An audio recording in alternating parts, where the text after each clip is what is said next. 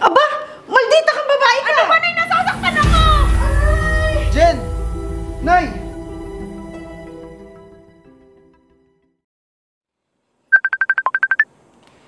Hello, mahal. Napatawag ka? Mahal, uwi na ako sa Makalawa. Dumaong na kasi kami, kaya napatawag ako. Talaga, mahal?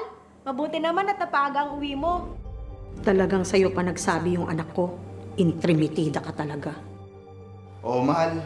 Dumating na kasi yung kapalitan ko, nasasampa sa barko. Mahal, excited na akong makasama ka. Ako din, mahal. Sige, mahal. Kapalam na ako, Baka kasi dumating na yung susundo sa amin. Sige, mahal. Mag-ingat ka palagi, ha?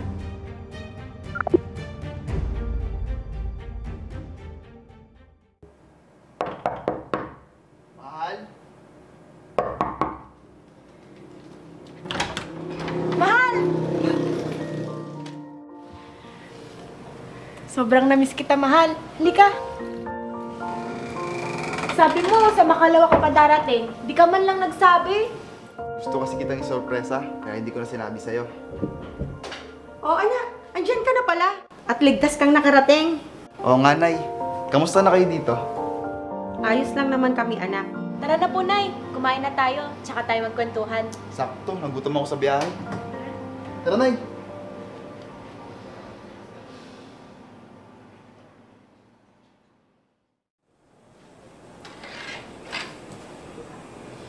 Ano ba yan? Anong oras na? Tulog pa rin si Jen hanggang ngayon. Natapos ko na lahat ng trabaho dito sa bahay. Ginagawa niya akong katulong. Teka lang, mahal. Sandali lang. Mahal, kahit ilang linggo na tayo magkasama, nami-miss pa rin talaga kita. Ikaw talaga, mahal. Marami pa namang linggong darating. Teka lang, ipagtitimpla muna kita ng kape. Mamaya na. Dito ka na lang muna sa tabi ko. Mahal, wag dyan. Nakikiliti ako. Namiss nga kita Ikaw talaga. Kaya pala tanghali na hindi pa bumabangon itong dalawang to. Parang bagong kasal kung magharutan. Kulit mo naman, mahal. Sabing may kiliti ako dyan eh. Namiss nga kita. Huwag kang maingay. Baka marinig tayo ni nanay. Hindi yan.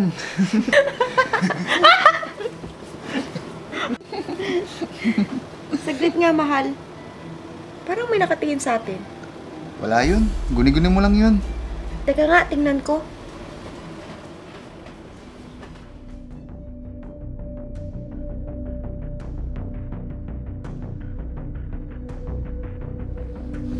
O Jen, gising ka na pala. Tanghali na. Pasensya na po kayo, Nay. Medyo napasarap po kasi tulog namin ni Renz. Simula nung dumating yung anak ko dito, lagi ka na lang ganyan. Pasensya na po kayo, Nay. Ang kulit po kasi ni Renz. At pinasa mo pa talaga kay Renz ang sisi. Siya nga po pala, Nay. Sumisili po ba kayo kanina sa kwarto? Aba, pinagbibintangan mo ba ako? Ay, hindi naman po ganun, Nay. Hindi naman po ganun yung ibig kong sabihin. Tanghali ka na nga gumising, tapos ganyan ka pa umasta. Nay! Jen! Nagtatalo ba kayo? O anak, gising ka na pala. Hindi naman kami nagtatalo ni Jen. Naririnig ko kasi, Nay. Ang lakas ng boses mo. Hindi anak, ganyan lang kami minsan ni Jen. Di ba Jen? Oo, mahal. Wala yun. O sige na, kumain na tayo. Nangagutom na ako. Ginutom kasi ako ni Jen. Di ba, mahal? O sige anak.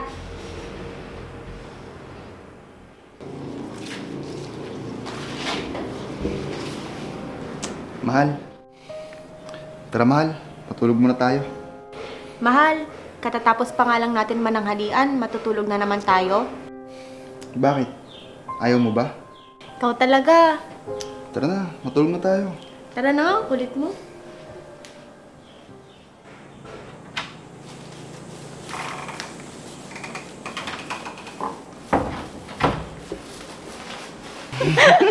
Huwag dyan, mahal. Nakikiliti ako. Ano ba yan? Kahit tanghaling tapat, pumapayag itong babaeng to ng ganyan sila. Mahal. Ganyan niya nilalandi ang anak ko. Kaya lahat na lang ng atensyon ni Renz nasa kanya. Pati pera ng anak ko, yung babaeng yan na ang kumukubra. Nay? Mahal, si nanay sinisilip tayo. Baka namamalik mata ka lang. Sandali nga, ilalak ko yung pinto.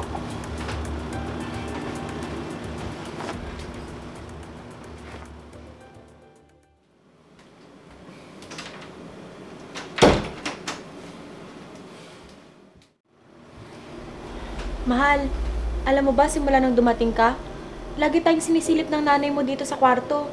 Para bang lagi na tayong minamatyagan? Jen, wag mo naman pag-isipan ng ganyan si nanay. Hindi niya naman gagawin yun. Para namang sinabi mo nagsisinungaling ako. Bahala ka na nga dyan.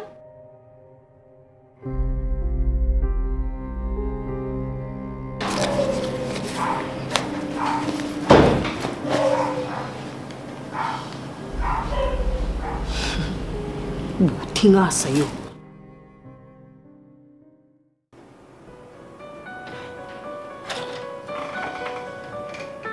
O, Jen, hanggang ngayon hindi ka patapos dyan? Sandali na lang po, Tunay. Ano ba yan? Ang kupad-kupad mo naman kumilos. Inaabot ka na ng tanghali dyan. Hindi ka pa ba nakakapagluto? Eh bakit kasi hindi na lang po kayo yung magluto? Aba, at sumasagot ka pa. Kung ayaw mong mautusan, lumayas ka dito sa pamamahay ng anak ko. Teka lang, Nay. Bakit ako yung palalayasin mo?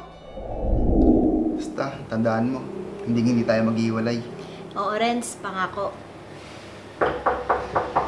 Mahal, sandali lang. O, Nay. Mano po?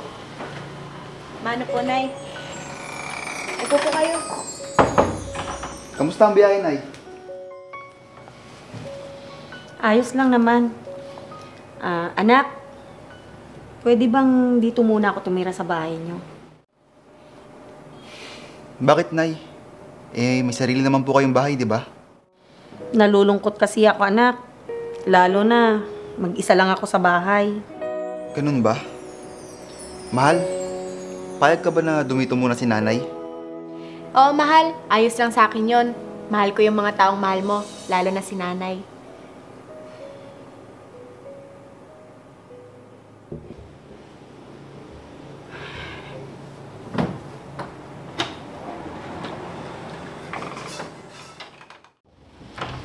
Oh, mabuti naman at maaga kang nagising ngayon, Jen.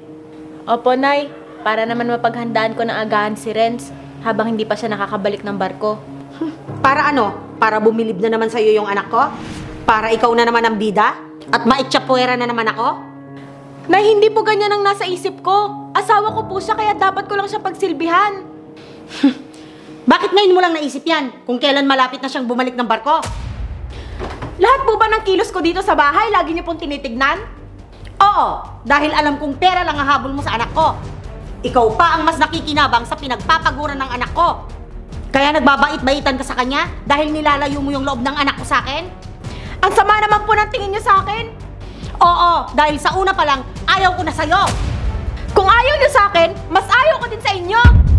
Aba, maldita kang babae ka! Ano ba, Nay? Nasasaktan ako! Jen! Nay! Anong ginawa mo? Bakit tinulak si nanay? Mahal, mali yung nakita mo. Sinadya ni nanay na... Na ano, Jen? Ano ako, nasisiraan ng bait para saktan ko yung sarili ko? Akala ko ba, Jen, ayos kayo ni nanay? Ngayon mo lang makikita yung tunay na ugali ng asawa mo, Renz. Nay, anong pinagsasabi nyo? Mahal, huwag ka maniwala kay nanay. Hindi totoo sinasabi ng nanay mo sa'yo. Tama na, Jen! Nakita ko na ang dapat ko makita. Akala ko pa naman, iba ka sa mga ibang nakasama ko. Pinakasalan pa kita, pero parehas ka rin pala ng iba na hindi nire-respeto ang nanay ko. Akala mong babae ka, ha? Pero Renz, hindi mo naman alam yung totoo, kaya sana naman paniwalaan mo ako. Bitawan mo nga ako, Jen. Huwag mo akong kausapin.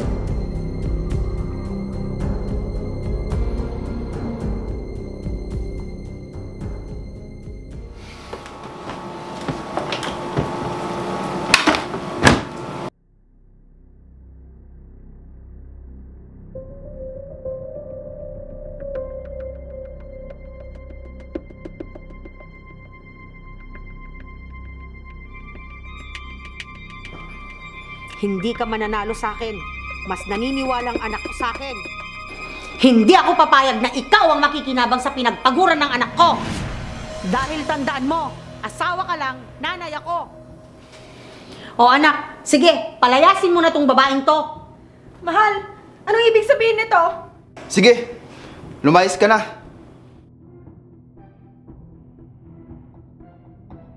Mahal, bakit kailangan umabot pa tayo sa ganito?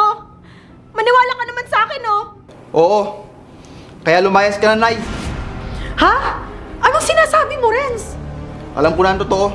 Kaya bumalik ka na sa bahay mo. Total, may sarili ka namang bahay. Pero anak... Jen, sabihin mo naman kay Renz, wag akong palayasin, oh. Renz, anak, magbabago na ako, pangako. Hindi, Nay. Tama na. Umalis na kayo para matahimik na yung bahay namin. Jen!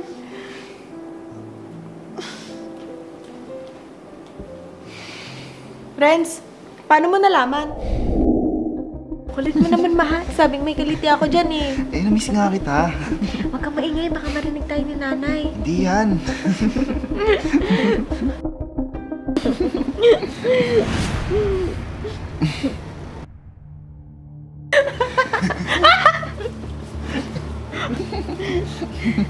Saglit nga, mahal. Parang may nakatingin sa atin. Wala yun. Guni-guni mo lang yun. Teka nga, tingnan ko.